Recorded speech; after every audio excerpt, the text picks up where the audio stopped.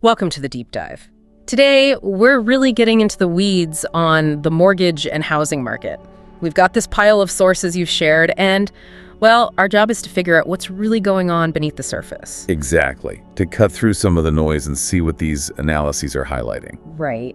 And honestly, the big picture emerging here feels significant, less like a temporary dip, maybe more like a fundamental shift. The sources call it a structural reset. That's the core idea, yeah. The argument is we need to look past just hoping for a quick bounce back. It feels like, a different playing field now, according to these sources. Okay, let's unpack that.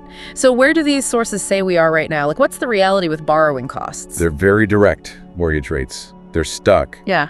Entrenched, I think, is the word they use. Where? Hovering in that, that 6.8% to 7.8% range. It just won't budge much. The 30-year fix specifically, one source cited 6.85% as of June 5th using Freddie Mac data. Okay, 6.85%. So high, and just staying there. What's the immediate effect? What's that doing to the market? Well, the sources say it's basically choking demand. It's pretty straightforward. Choking how? That high cost just makes it really tough, both for people wanting to buy a place and for anyone thinking about refinancing the mortgage they already have. It's a big hurdle. Yeah, that makes sense. And we're seeing that ripple through the housing market itself, right? Spring is usually peak season, but sales sound kind of subdued is the word they use. Subdued, exactly. I mean, when a mortgage costs nearly 7%, a lot of potential buyers just get pushed to the sidelines. Right. And because that demand is weaker, we're actually seeing a little shift. Listings are apparently starting to pile up a bit more. Interesting. So more houses sitting, maybe? Yeah, which kind of tips the balance slightly back towards sellers having more inventory on paper, even if fewer deals are actually happening. Yeah. And this weaker demand, it hits home prices too. The growth is slowing down. How much slower are we talking? The sources flagged this specifically. Median annual home price growth, down about 3.5%. 3.5%? Is that low? Well, here's the kicker the sources point out. That's the slowest pace we've seen since 2011. Wow. Since 2011. Okay, that's not just a little cooling off. No, it's a pretty significant deceleration. Really puts it in perspective. Definitely. Okay, so let's recap. Rates high and sticky, sales are weak, price growth is way down. Now, you might be sitting there thinking, hold on, isn't the Fed talking about maybe cutting rates later this year? Shouldn't mortgage rates be dropping already? What's the disconnect? Yeah, that's a really key point the sources hammer home. They argue that mortgage rates have become untethered from what the Fed's doing with its short-term policy rate. Untethered, so they're not moving together like they used to. Pretty much. They're not tracking that Fed funds rate down in the way you might traditionally expect. Okay, so if they're not tied to the Fed's short-term lever, what are they tied to? What's driving them? The sources say they become hostage. That's the word they use. Hostage. To what? To yields on the long end of the bond market. So think like 10-year Treasury yields. Those government bonds that mature way down the line. Right, because mortgages are long-term loans. Exactly. So mortgage rates tend to track those longer-term bond yields much more closely. Okay. But then the question becomes, why are those long-term yields staying so high, even with all this talk about the Fed maybe cutting short-term rates? And that's where the sources bring in this idea of structural indebtedness. Structural indebtedness. It sounds serious. What does that mean here? It's basically about the huge amount of debt out there, especially government debt. The sources argue that even if the Fed does cut rates, there's this echo of tight fiscal policy. Meaning the government needs to borrow a ton of money because of past spending and tax decisions, creating these large deficits. That massive borrowing creates huge demand for Treasury bonds to finance it all. And that demand keeps the price of borrowing high for longer terms. Precisely. All of that demand, plus the sheer volume of debt that needs funding, keeps those long-term bond yields firm. And that, in turn, props up mortgage rates. Got it. So it's way bigger than just the Fed's next move. It's tied into national debt, government borrowing, a much larger structural thing. Which I guess leads us right back to that core idea from the sources. This isn't just a blip, it's a structural reset. Exactly right. The sources frame this whole situation as a contrarian investor take. They're really pushing back against what they call the naive view. Which is what? The idea that things will just snap back. Yeah, the idea that, maybe slightly lower house prices plus a couple of Fed cuts will magically unlock all this pent-up demand and the market will just roar back to life. They see that as simplistic. And instead, they're calling it a reset. A brutal structural reset is the exact phrase, and they're really clear. This is not just a cyclical hiccup. It's not the normal ebb and flow. So what's the market resetting to then? What does this new reality look like according to them? It's basically recalibrating, adjusting to a world with, get this, 5% to 7% real borrowing costs. Real borrowing costs. So the rate minus inflation, that high. That's what they're suggesting, yeah. Combined with the drag from what they term debt overhang and also inventory imbalances. Okay, let's break those down. Debt overhang, what's that about? Think about all the people who refinanced or bought during the pandemic or even before and locked in those super low mortgage rates, like 3%, maybe even less. Right, the golden handcuffs. Exactly. They're effectively stuck. Moving means giving up that incredibly cheap mortgage for one that's, close to 7%. Your monthly payment skyrockets for the same kind of house. So this overhang of cheap debt keeps existing homeowners from selling. Which leads to? Which contributes to the second thing. Inventory imbalances. It's not that there are zero houses for sale, but the kind of houses available and where they are doesn't really line up with who's trying to buy today. The sources argue these aren't just temporary glitches, they're now part of the market structure. That makes a lot of sense. If you've got a 3% rate, you're not moving unless you absolutely have to. So the sources basically conclude that the old playbook thinking of housing is something the Fed can just easily turn up or down that's outdated. Obsolete is the strong word they use, yeah. Wow. They really believe the fundamental dynamics have shifted. Okay, obsolete is definitely a statement. So if this is the new reality, the structural thing, where do investors who buy into this view, the contrarians, where do they see specific risks or maybe opportunities? The sources mentioned sharp second-order plays. Right. They pinpoint a couple of areas that are expected to feel the pinch or offer, unique angles because of this bigger picture. First one is lumber and building materials. Lumber. Okay, why lumber? Seems a bit indirect. Well, they predict persistent pressure on these materials. You might think, okay, construction slows down, so demand for inputs like lumber falls, maybe prices drop. But the issue they highlight is squeezed margins for the builders themselves. No. Builders are stuck with inventory houses they built that are now harder to sell because of the high rates. And they're facing pressure from the high rate environment generally.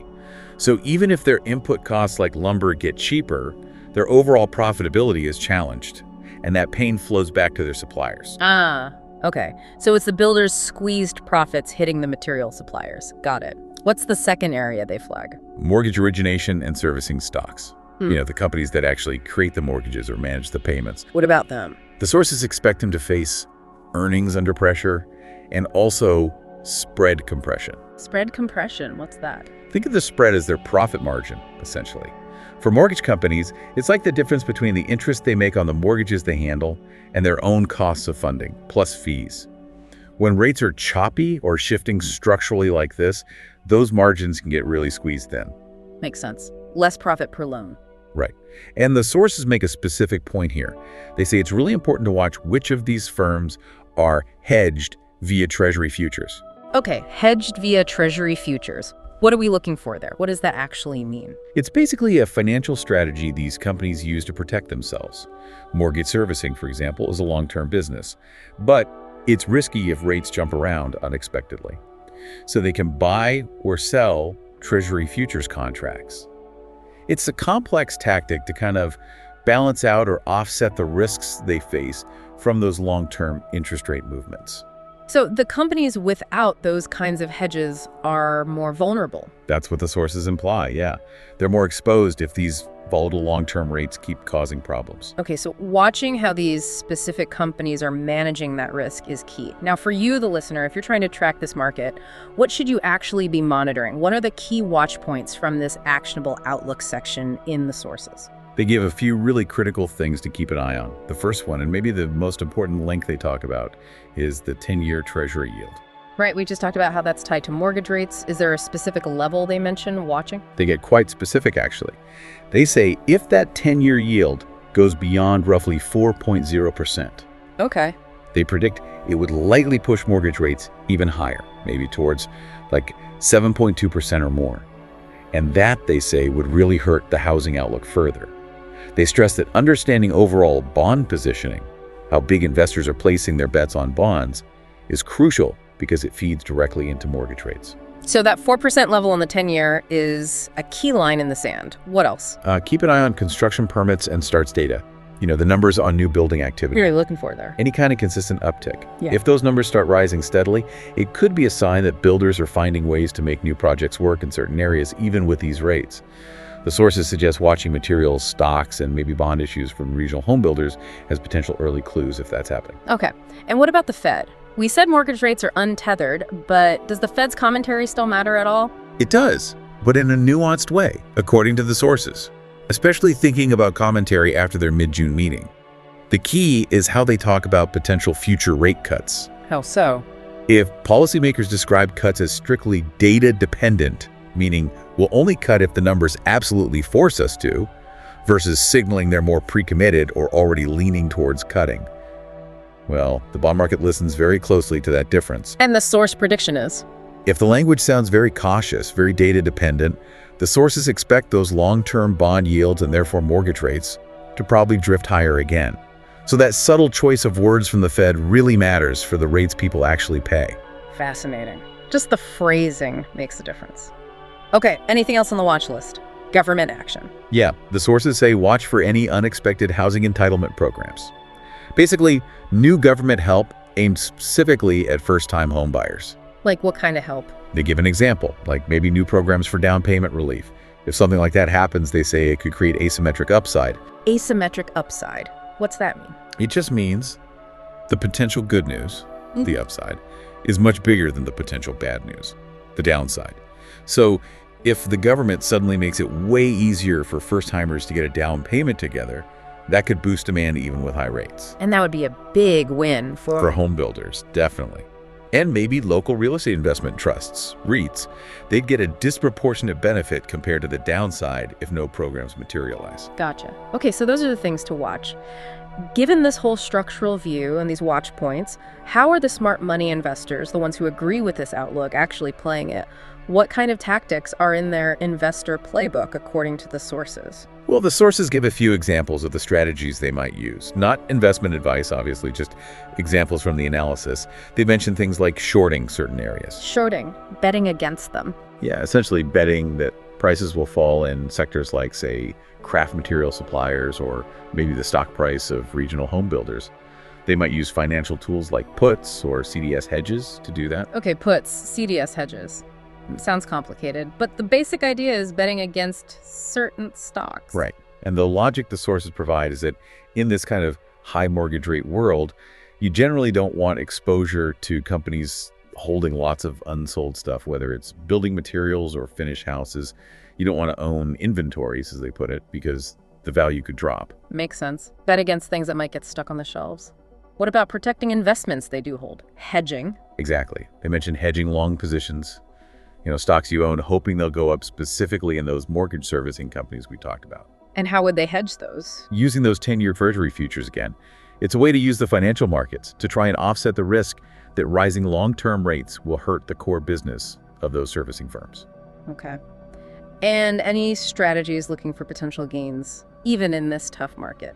Yeah, the sources mention seeking optionality. One specific example they give is using covered calls on homebuilder ETFs. Optionality, covered calls. Can you break that down simply? Sure. Optionality is basically setting up an investment so you have the choice or option to benefit if things turn out surprisingly well, but often with your potential losses somewhat limited if they don't. A covered call strategy involves owning the stock, that's the covered part, and then selling someone else the call option to buy your stock later at a specific higher price. So what happens? If the stock price stays below that higher price, you just keep the money you got from selling the option. If the stock price shoots up past that price, the other person buys your stock, so your profit is capped, but you still made money. The sources suggest this for ETFs that track a basket of home builders. It's a way to potentially earn some income while holding the stocks and still capture some upside if there's an unexpected positive surprise, without being fully exposed if the sector keeps struggling. Oh, and one other thing they mentioned, watching municipal bonds. Specifically, bonds issued by states that are generally pro-housing. Why those? The thinking is, if local governments in those states try to step in and create programs to fill the financing gaps left by the tough market, their bonds might actually perform better than other municipal bonds. They might become more attractive to investors. Interesting angle. So investors are using a mix of strategies, some defensive hedges to protect against downside, and some offensive optionality plays to catch any unexpected good news. That's a good way to put it. Yeah, it's about actively navigating this environment, not just passively waiting for it to change back. Okay, so let's pull this all together. The bottom line from these sources seems, well, pretty stark. It really is. Their main conclusion isn't just, oh, housing is slowing down. They're calling it a regime shift. A regime shift, meaning? A fundamental change. A shift in the basic cost of capital, in the structure of debt throughout the economy, and in the whole affordability equation for housing. It's a different era, basically. And they specifically contrast this with anyone still waiting for that traditional spring bounce in home sales. Right, which the sources argue just isn't showing up in this new regime. The old rules, the old seasonal patterns, maybe they don't apply the same way when the underlying structure has changed this much. This dive into the sources really does paint a different picture than maybe the day-to-day headlines. It's not just about the Fed's next meeting, it's these bigger, deeper forces at play. So based on all this analysis we've gone through, here's something for you, the listener, to think about. If this really is a regime shift tied to these big trends in debt and government finance, how might that fundamentally alter the pathway to owning a home for people in the years ahead? And thinking even broader, beyond just construction, what other parts of the economy might feel the long-term effects of this adjustment to higher real borrowing costs and all this existing debt?